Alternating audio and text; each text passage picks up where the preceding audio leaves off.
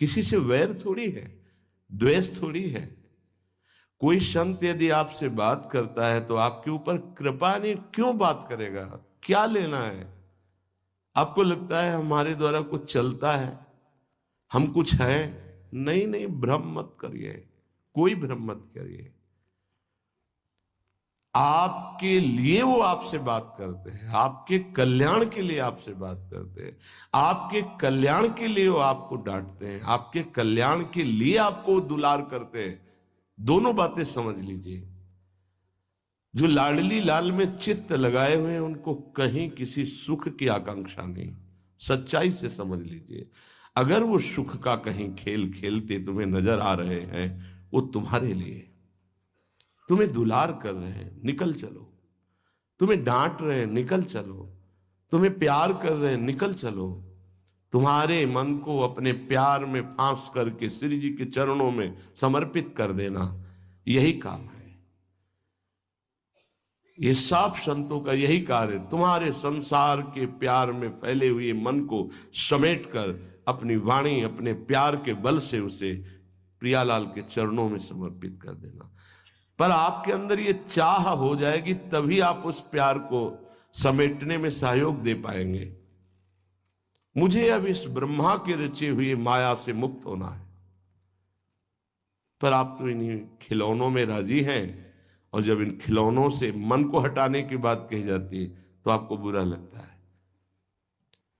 आपसे जिसे कहा जाता है कि अब आप ऐसे रहिए, मनोचिन्हारो नाय, तो आपको लगता है कि हमारे संबंधों में प्रहार कर रहे हैं।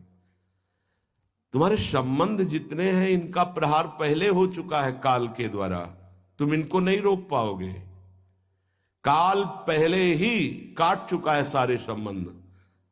बस तुम संबंध का राग लेकर के यहां से जाओगे, दुर्गति हो जाएगी। और संबंध को प्रियालाल के चरणों में समर्पित करके जाओगे तो सदगति हो जाएगी, अनुराग हो जाएगा। जो आसक्ति संसार के संबंधों में है, वही आसक्ति जब संत महापुरुषों से हो जाती तो मोक्ष का खुला हुआ द्वार, ये भगवान कपिल देव जी कहते हैं। आप अपना अधिकार अपने में मत रखिए, गुरुजनों को दे दीजिए। अब हमारे जीवन की बागडोर आपके हाथ में है, आप जिस दिशा में चाहें ले चलें। हमारा केवल आपकी आज्ञा पालन करना कर्तव्य। तो कह रहे कदापि चिन्मयादुपरि चेत स्पृहा रोहिणे। यदि तुम्हें इस चेतन अचेतन जगत से मुक्त होने की इच्छा जागृत हो गई है तो पहला, स्नेह का संबंध किसी से मत रखिए। स्नेह का संबंध केवल प्रियालाल से रखिए। वही स्नेह जो माता में, जो पिता में, जो भाई में, जो बंधु में, पत्नी में, पुत्र में, वही स्नेह प्रियालाल को चाहिए। आप और सब कुछ दो, भगवत प्राप्ति नहीं होगी। ये स्नेह दे दो तो भगवत प्राप्ति पक्की हो जाएगी। सबसे स्नेह करो श्यामा श्याम के संबंध से। हमारा स्नेह का संबंध श्यामा श्याम से, श्यामा श्याम के संबंध से स्नेह कोई फर्क नहीं पड़ेगा। पर आपको अभी ये कला नहीं आती है। आप जब तक एक बार समस्त संबंधों के स्नेह को बटोर कर प्रियालाल के चरणों में समर्पित नहीं कर देते, तब तक आपको लगेगा, वाणी से बोलोगे कि सब भगवत भाव से ही, लेकिन पूरा राग यही है, ये हमारे अमुक है, हमारे अमुक है। इसलिए इस रहस्य को समझो, पहले हटो, फिर जब वो राग अनुराग में बदल जाता है तो फिर पूरे विश्व से प्यार करो, कोई फर्क नहीं पड़ेगा। सब जीवन सो प्रीति रीति निवाहत आपनी, क्योंकि वो रीति जानता है। हमारी रीति श्यामा श्याम के संबंध से ही सबको मानना। एकांत की रति विधान करो, शब्दों को समझिए। एकांत की रति विधान करो, अर्थात हमारे हृदय देश में केवल इष्ट और गुरुदेव के सिवा किसी से प्रीति नहीं। पर बहुत इस बात से हम कमजोर हैं। कहीं न कहीं हम अपनी प्रीति, हमारा दोस्त है, हमारा मित्र है, हमारा रिश्ता है, हमारा संबंध है, तो श्री जी करुणा करके आपको लाई अपने संबंध पुष्ट करने के लिए। फिर भी आप अज्ञानवश उन्हीं संबंधों को पुष्ट करते हैं जिससे आपकी दुर्गति हो जाए। जो आपके, अरे एक हिरन के बच्चा के संबंध ने एक जन्म नष्ट कर दिया, फिर और किसकी बात करें। इसलिए एकांत की रति विधान करो। एकांत की आपकी रति हो चुकी है, इसका परिचय आपके सामने भारी विपत्ति आई, मन केवल श्री जी में, भारी संपत्ति सुख संपदा केवल श्री जी में मन, यह है एकांत की रति। अब उसको कोई विचलित नहीं कर सकता। जहां विषयी जन रहते हैं, विषयी जन संभाषण करते हैं, उस स्थान में, उस भीड़ में, उन लोगों के बीच में अरुचि हो जाना। रतिम मदन मोहने विदधताम तदेकांतिकीम। एकांत की भक्ति, विरति, जन समुदाय, प्रपंच भाषण करने वाले, इनसे संबंध नहीं। ना संतु जनतापने प्रतिवसंतु वृंदावने। जनता अर्थात केवल विषय प्रपंच की वार्ता करने वाले, तापने, हृदय में ताप पैदा हो उनके संग नहीं, मुझे संग नहीं। कोई भी हो, प्रिया प्रीतम से तुम्हें मतलब नहीं, उनकी चर्चा से मतलब नहीं, उनके संबंध से मतलब नहीं, तो हमारा आपसे क्या संबंध। देखो, जगत के संबंध प्रियता दिखा करके भोग सामग्री दे सकते हैं, धन दे सकते हैं, व्यवस्था दे सकते हैं, पर प्रियालाल की प्रीति नहीं। पूज्य श्री रघुनाथ दास गोस्वामी जी जब अपने गृह का त्याग करके महाप्रभु चैतन्य देव की शरण में गए, तो 2-3 दिन जो महाप्रभु को भिक्षा आती थी उसी से महाप्रभु दे देते थे। उनको लगा कि नहीं, जीवन जब महाप्रभु को समर्पित है तो हमको जीने का ढंग सीखना चाहिए, कैसे हम विरक्त होकर के जिए। इतने में घर से भेजे हुए बहुत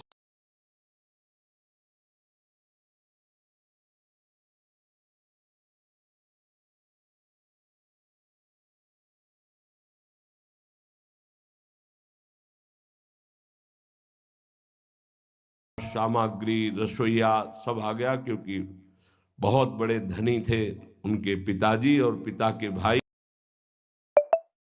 थे पूज्य श्री रघुनाथ दास गोस्वामी, जिनकी समाधि राधा कुंड में विराजमान है। सुनो, बेकिंग है। पकवान, भोग सामग्री घर के भेजे हुए रसोइये सब बनाते, प्रभु को भोग लगता, महाप्रभु चैतन्य देव को भी। और फिर विचार किया, क्या ये माता पिता के द्वारा दी हुई सुविधा वैराग्य में कलंक नहीं है। मेरा जीवन प्रभु के लिए, क्या मैं प्रभु आश्रित नहीं जी सकता। जब विरक्त हो गया तो माता पिता के द्वारा दी हुई भोग सामग्री से जीना निषेध है। प्रवृत्ति और निवृत्ति 2 मार्ग हैं। प्रवृत्ति मार्ग में स्वयं अधिकार हो जाता है पुत्र और पुत्री का माता पिता की संपत्ति पर, निवृत्ति मार्ग में नहीं, स्वीकृत नहीं है। निवृत्ति मार्ग में स्वीकृत नहीं। जिसने इस स्वीकृति को स्वीकार किया वो कच्चा ही बना रहता है पूरे जीवन, पक्का वो कच्चा बना रहता है। ये दृढ़ बात समझ लीजिए। आज तक इतिहास है विरक्तों का। निवृत्ति मार्ग पर अगर वैराग्य ले लिया तो माता पिता के द्वारा उसका भरण पोषण कभी नहीं हुआ। आप पढ़ करके देख लीजिए, चाहे कोई भी हो, किसी भी मार्ग का हो। जब रत्नावती जी ने, उनके लिए चिट्ठी आई, पुत्र ने भेजा कि पिता ने सभा में मुंडी का पुत्र कह के कहा, मतलब सन्यासिनी का पुत्र कह के, माता हमारी इस नाम की रक्षा करना। जी हुई चिट्ठी पढ़ी तो महल छोड़ दिया उसी समय, और नाई को बुलवाया, अपने जो राजरानी के बाल थे उतरवा दिया, और संत सभा में बैठ गए। आज से कहा राजअन्न का त्याग। अब ग्राम नगर के द्वारा दी हुई भिक्षा के द्वारा भरण पोषण होगा, इस राजा के द्वारा दिए हुए नहीं। और पति थे माधव सिंह। जब ये बात सुनी तो उनको भयंकर क्रोध हुआ। मेरे सामने मेरी पत्नी, मेरा इस तरह का अपमान, मारने का प्रयास किया, निष्फल है। अंततो गत्वा, चरणों में हाथ रख के माथा रखा है, पढ़ के चरित्र देख लेना। नहीं इनके महल में रहूंगी, नहीं इनका भोजन पाऊंगी।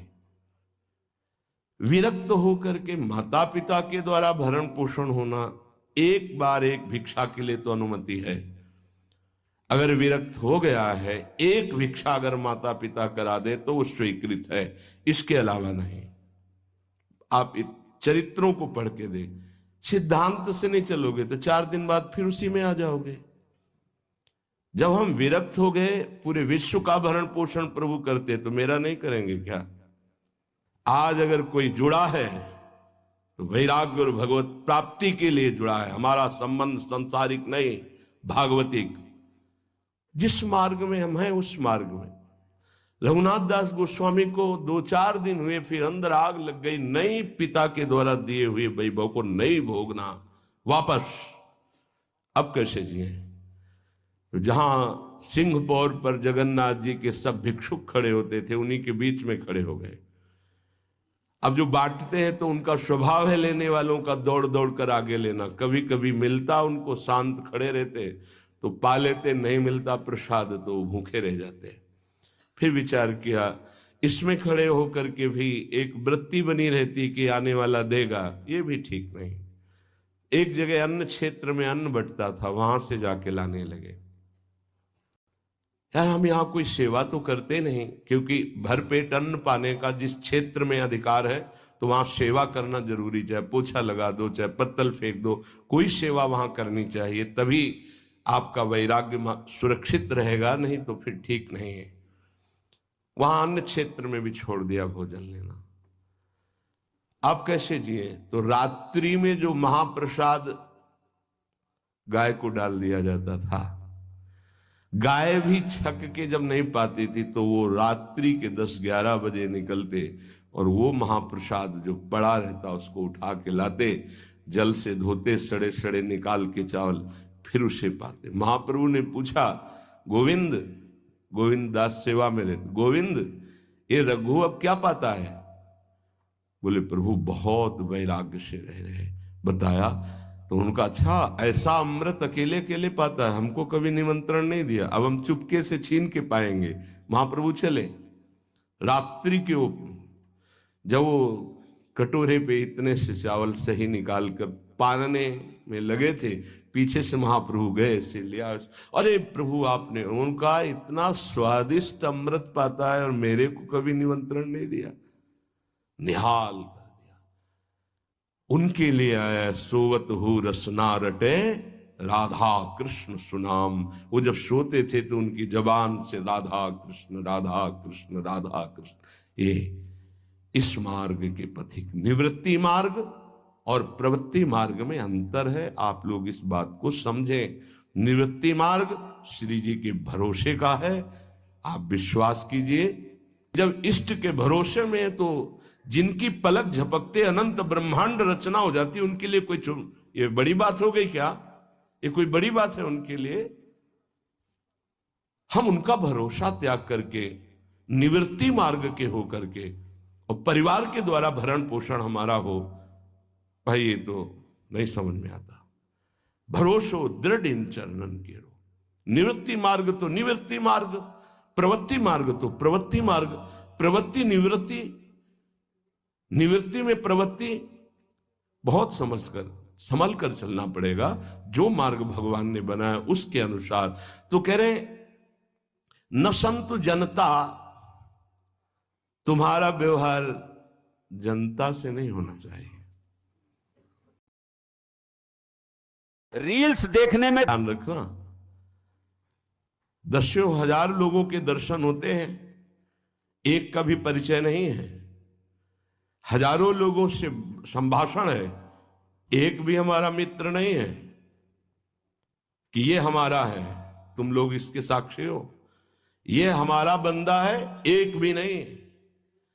साफ श्री जी के हो, श्री जी से संबंध है, मैं सिर्फ एक नौकर हूं। श्री जी की बात आपको बता देता हूं, आपकी बात श्री जी को बता देता हूं। हमारे श्री जी, इसके सिवा कोई नहीं। एकांत की रति, जनता से संबंध रहित, श्री जी के संबंध से सब जीवन सो प्रीति। श्री वृंदावन में वह चिदानंद रस को प्राप्त होता है। यह है रहनी। वृंदावन इह विधि बसे तज के सब अभिमान, तृणते नीचो आपको जाने सोई जान। ये समझ जाओ किस बात का आश्रय लिए हो। जिनको ब्रह्मांड रचने में सेकेंड नहीं लगाए, वो हमारी प्रियाजू के अधीन है। हमको कुछ अपनी व्यवस्था के विषय में सोचना, मानो शरणागति के विषय में आपको अविश्वास, कलंक है ये बात। हे, बिल्कुल भरोसे पे हो जाओ, फिर सामने देखो क्या होता है। बिल्कुल भरोसे पे हो जाओ। गुरुजनों ने कभी भी अन्य आश्रय नहीं होने दिया, कभी भी अन्य जगह जगह बचाते। वो जानते हैं कि अन्य आश्रय, धन का आश्रय, वस्तु का आश्रय, व्यक्ति का आश्रय, ये तुमसे सच्ची बताते हैं, गुरुजनों की कुछ बातें बाद में समझ में आती, पहले समझ में नहीं आती। केवल श्री जी का भरोसा रखो, जिसने आज दिया है वही कल देगा।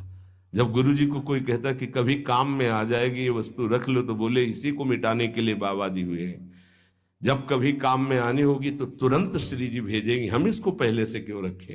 ये हमें चाहिए कि केवल श्री जी का आश्रय लेकर वृंदावन वास हो। देखना कितना आनंदित रहोगे। फिर रोना आता है, तुम्हारे आंसू फिर निकलेंगे। जब आप एकांत में होंगे, आपका कोई नहीं होगा और आपकी परिस्थिति विपरीत होगी, तब जो शरणागति होती है वही भगवत प्राप्ति कराती है। जब तक विपरीत परिस्थिति नहीं आएगी तब तक शरणागति परिपक्व नहीं होगी। बात लिख लीजिए, चाहे वो द्रौपदी जी हो, चाहे गजराज गजेंद्र जी हो, चाहे कोई भी हो। जब ऐसी विपरीत परिस्थिति आए कि कोई भी सहयोगी नहीं रह गया, तब शुद्ध शरणागति और भगवत साक्षात्कार। उस दिन के लिए तैयार रहो और मांगो कि हमारी आसक्ति का नाश करने के लिए परिस्थिति ऐसी दे दो प्रभु कि सिर्फ आप पर दृष्टि हो, सिर्फ आप पर, ना कोई हमारा, ना हम किसी के, सिर्फ आप। मेरे तो गिरधर गोपाल, दूसरों न कोई। बात समझो, सत्संग की बात को समझो, परमार्थ की बात को समझो। तो जब कोई हमारे जीवन में प्रश्न आता तो जो नील चादर ओढ़े हुए विराजमान है, उनकी चादर की तरफ देखते, आकाश की तरफ। बाहर निकलकर आकाश की तरफ देखते। तत्काल उत्तर मिला है हमको, तत्काल भाग, यहां से भाग। झोला टांगा, रात्रि में भागे, जब भागे तब रात्रि में भागे। भागो भागो भागो, भागते भागते अब पायो परम विश्राम। अब वृंदावन, श्री वृंदावन विश्राम, सब सोहित निष्काम मत, श्री वृंदावन विश्राम।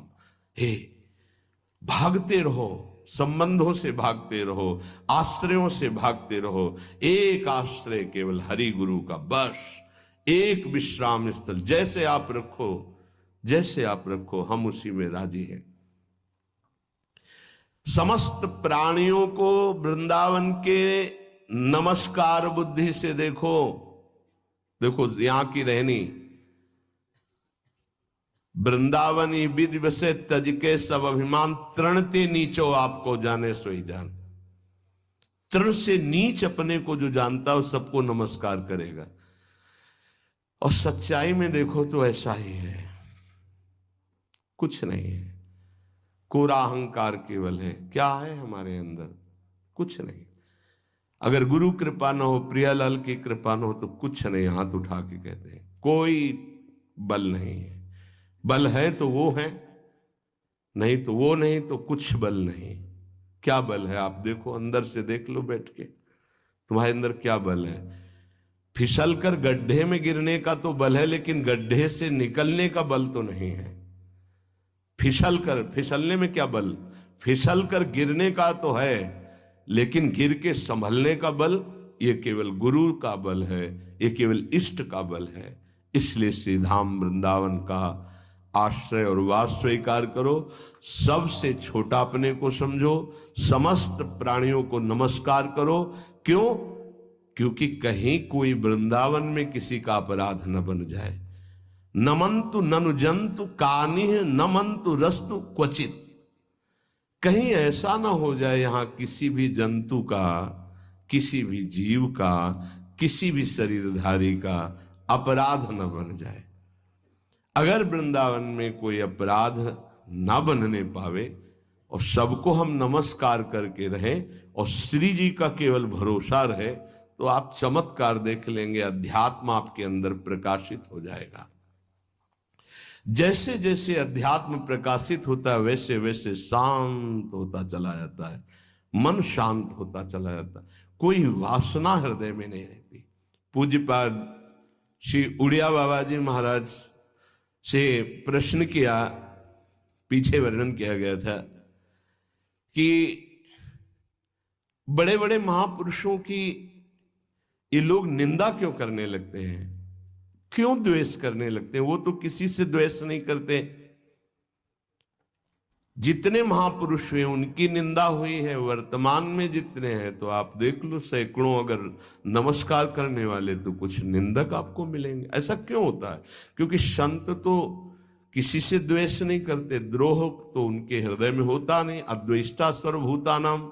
फिर ये क्यों होता है, निंदा क्यों कहते हैं? तो कहते हैं भगवान की दो शक्तियां हैं, एक है माया और एक है प्रेम भक्ति। जो प्रेम भक्ति से विमुख उनके हृदय में माया शक्ति का प्रभाव रहता है, यद्यपि उनका द्वेष भी इसी से होता है। उनकी महा